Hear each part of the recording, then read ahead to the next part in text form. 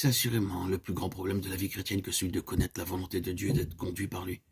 Mais cette connaissance, comme cette conduite, résulte de la connaissance de la personne de Christ et du fait d'entendre sa voix. Combien la vie de l'âme est gouvernée par ses émotions, par sa logique, résultant de circonstances et situations. En opposition à l'homme naturel, l'homme spirituel agit en relation avec Christ dans les cieux. Une œuvre profonde doit s'accomplir en nous pour que la vie, qui est la voix de Dieu par l'Esprit, puisse nous donner une indication claire en toute situation.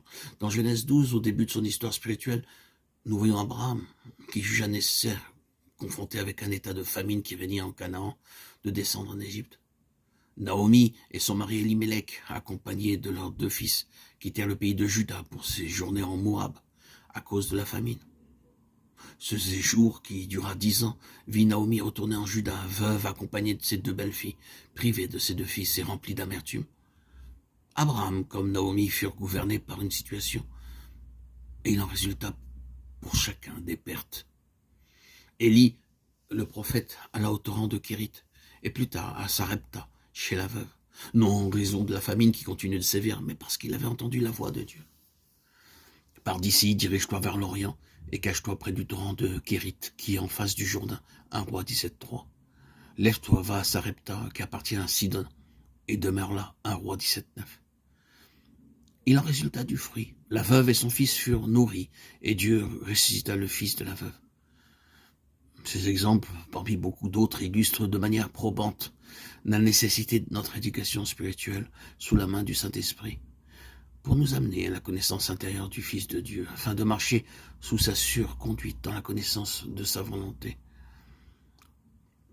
Christ n'est connu que par révélation. Toute révélation a lieu dans l'esprit de l'homme. La révélation de Christ est réalisée lorsque le gouvernement de la vie de l'ancienne création a été déposé par la croix et que le Saint-Esprit établit les droits souverains de Dieu dans l'être intérieur. C'est alors que nous le connaissons. En ce jour-là, vous connaîtrez que moi, je suis en mon Père, que vous êtes en moi et que je suis en vous.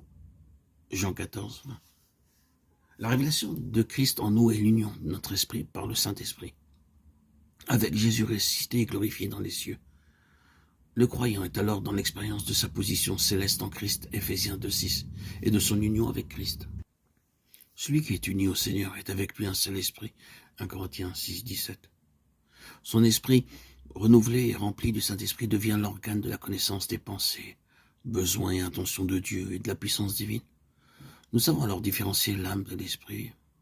Une telle expérience ne peut être saisie par l'intelligence. La révélation de Christ produit en nous un profond changement. En effet, nous sommes amenés de façon pratique sous le gouvernement du trône qui est dans les cieux. Et voyons clairement que le Saint-Esprit est venu à la Pentecôte pour conduire l'Église dans sa mission et dans son ministère, et pour mettre de côté l'ancienne création en nous.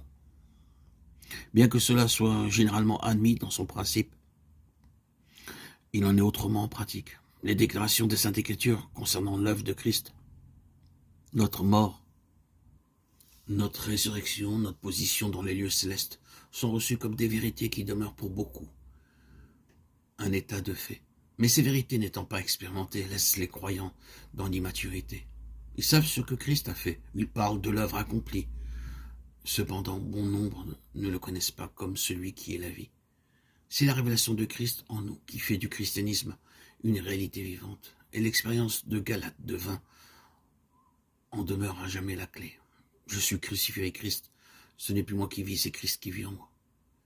Et cela signifie la réalité du gouvernement des cieux par sa vie.